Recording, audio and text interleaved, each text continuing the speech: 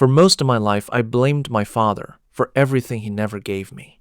The encouragement I never heard, the affection I never felt, the relationship we never had.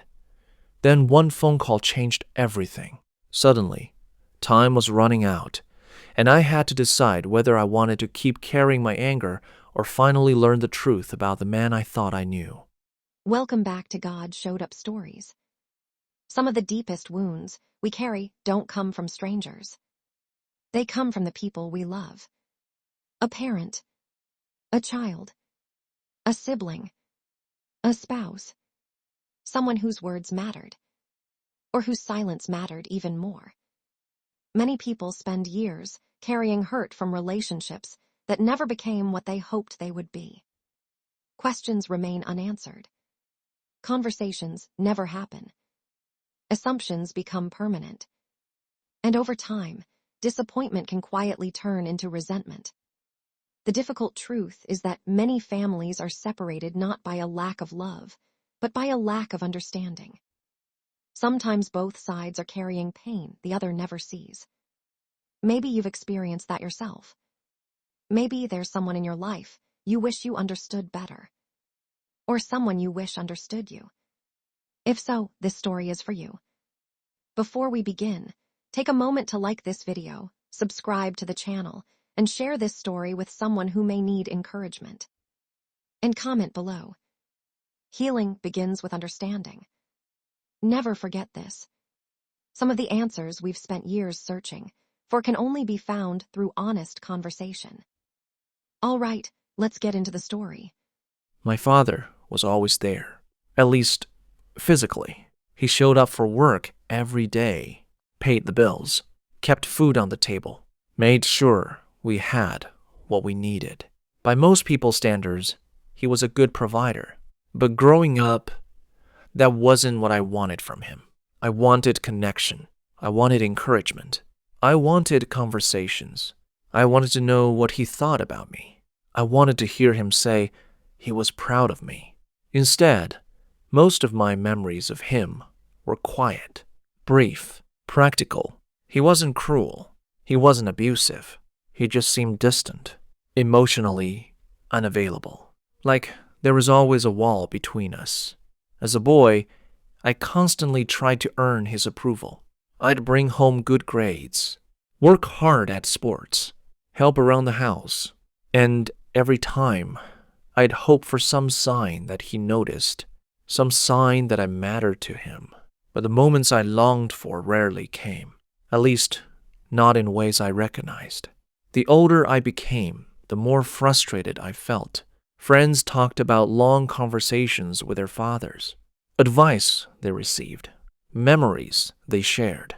Meanwhile, most of my interactions with my father felt limited to short instructions or practical discussions. As a teenager, I began carrying resentment. By the time I became an adult, that resentment had settled into something deeper. Disappointment. I stopped expecting anything from him. And eventually, I convinced myself I didn't care. Life moved forward. I got married, built a career, raised children of my own. Years passed, then decades. My father and I stayed in contact. Birthdays, holidays, occasional phone calls, family gatherings.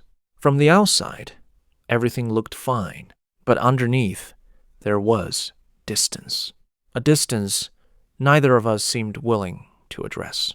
There were things I wanted to ask him, questions I'd carried for years, but every time I considered bringing them up, I talked myself out of it.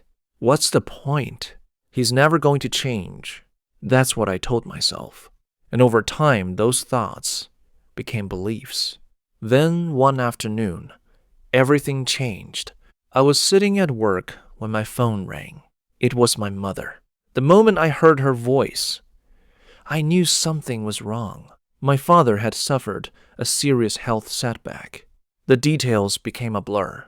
Hospital, tests, doctors, uncertainty. The only thing I remember clearly is the realization that hit me as I sat there listening. Time was no longer unlimited. For years, I had assumed there would always be another opportunity, another conversation, another holiday, another chance. Suddenly, that assumption disappeared. That evening, I drove to the hospital. As I walked through the hallways, emotions I hadn't felt in years began rising to the surface. Anger, hurt, fear, regret, confusion. I wasn't prepared for how intense it felt. Seeing my father lying in a hospital bed was unsettling. Not because he looked weak, because he looked human. For most of my life, I had viewed him through the lens of my disappointment. Now, for the first time in years, I found myself seeing an aging man facing his own mortality. The visits became more frequent over the following weeks. Some days were easier than others. Most conversations remained surface level. Weather, family updates, doctor appointments. The topics were safe, predictable. But underneath every conversation were questions neither of us seemed willing to ask. The longer I sat beside his hospital bed, the harder it became to ignore them. Why were you always so distant? Did you ever care? Was there something wrong with me? Why couldn't you tell me what I needed to hear? The questions haunted me. One afternoon, after a particularly difficult visit, I found myself sitting alone in the hospital cafeteria. I was emotionally exhausted. The frustration was becoming overwhelming. Part of me wanted answers. Part of me wasn't sure I wanted to hear them. As I sat staring into a cup of coffee, an elderly chaplain asked if he could join me. I nodded. At first, the conversation was casual, but somehow, within minutes, he seemed to sense exactly what I was carrying. And before I knew it, I found myself telling a complete stranger things I had never fully admitted out loud. About my father, about the anger, about the years of disappointment, about the relationship that never became what I hoped it would be. The chaplain listened quietly, without judgment, without interruption. When I finished speaking, he sat silently for a moment. Then he shared something that immediately caught my attention.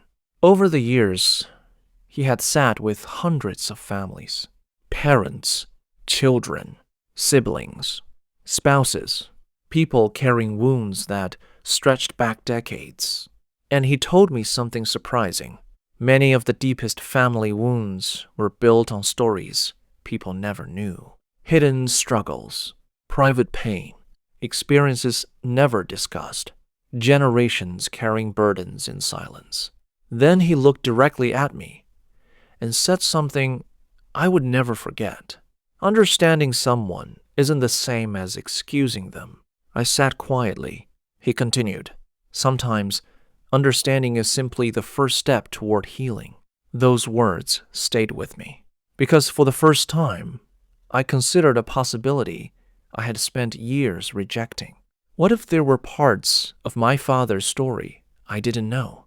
What if there were reasons behind his distance? Not excuses, reasons. And what if I had spent decades judging a chapter of his life without ever reading the rest of the book? A few days later, I decided it was finally time to ask the questions I had been carrying most of my life. A few days later, I arrived at the hospital with a decision already made.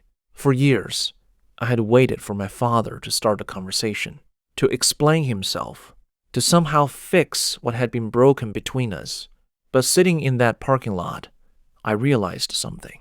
If I kept waiting, the conversation might never happen. And if that happened, I would carry those unanswered questions for the rest of my life.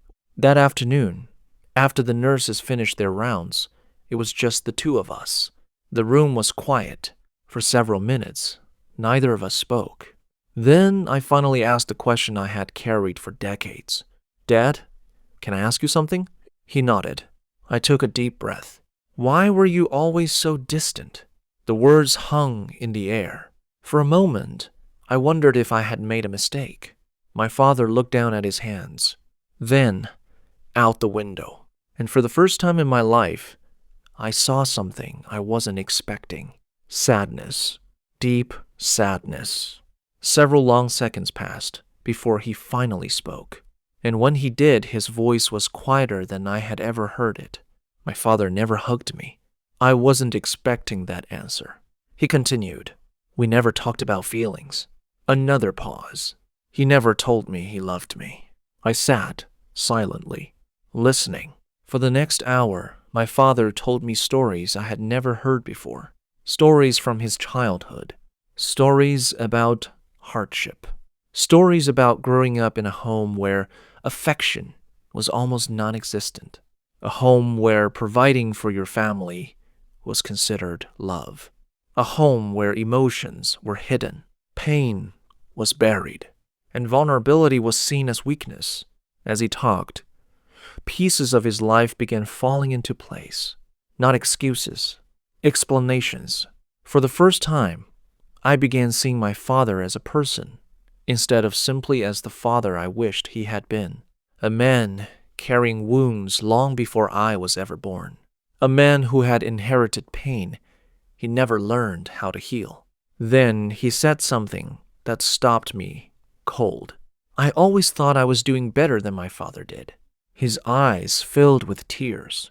I didn't realize how much I was still missing. The room fell silent. And suddenly, years of resentment began colliding with something unexpected. Compassion. Not because my pain wasn't real. It was. Not because the disappointment disappeared. It didn't. But because I finally understood that my father's story was more complicated than I had ever imagined. Over the following weeks, our conversations continued. Slowly, awkwardly, honestly. Topics we had avoided for decades finally came into the open. There were tears, difficult moments, long silences. But there was also healing. One afternoon, my father looked at me and said words I had waited my entire life to hear. "I was proud of you." For a moment, I couldn't speak. Not because the words erased the past, because they mattered. Even now, especially now. Then he added something else. I just didn't know how to say it. I believed him. And somehow, that made all the difference. The months that followed became some of the most meaningful months of our relationship. Not because everything was suddenly perfect, because it was finally real. For the first time, we weren't pretending. We weren't avoiding. We weren't hiding behind polite conversations. We were simply two men trying to understand each other before time ran out. I learned stories about my grandparents, about struggles my father carried, about sacrifices he made that I never knew existed. And he learned things about me too. The hurt I carried, the questions I had buried, the years I spent wondering if I mattered to him. The more we talked, the more I realized how many misunderstandings had grown in the silence between us. Silence had filled in the blanks. Assumptions had become facts. Distance had become resentment. And resentment had become a wall neither of us knew how to climb. Until we finally started talking. Looking back now, I don't believe God showed up through a dramatic miracle. I believe he showed up through a hospital cafeteria, through an elderly chaplain willing to listen, through a conversation I had spent 40 years avoiding, and through the courage to ask one difficult question. My father eventually passed away, but when he did, something was different. The anger was gone. The resentment was gone. The unanswered questions were gone. In their place was peace. Not because everything had been fixed, because understanding had made forgiveness possible. Today, when I think about my father, I no longer focus on what he couldn't give. I focus on what he did give. His work ethic, his perseverance, his sacrifice, his quiet love, and the lesson that changed my life. Every person carries a story. Sometimes a painful one, sometimes a hidden one, and sometimes healing begins the moment we're willing to listen long enough to hear it. Because understanding someone doesn't always change the past, but it can change the way we carry it. And sometimes that's where healing truly begins. If this story touched your heart, comment below. Healing begins with understanding. Maybe there is someone in your life you've struggled to understand. A parent, a child, a sibling, a friend, someone whose actions hurt you, someone whose story you may not fully know. If so, remember this. Understanding is not the same as excusing. But understanding can be the first step toward healing, the first step toward forgiveness, the first step toward peace. Don't wait forever to have the conversations that matter. Don't assume there will always be more time. And don't underestimate what honesty, compassion, and listening can do. Because some of life's deepest wounds begin healing when we finally understand the people behind them. If this story encouraged you, don't forget to like this video, leave a comment below, subscribe to God Showed Up Stories, share this story with someone who may need encouragement. Thank you for spending this time with us. And always remember, God always shows up right on time.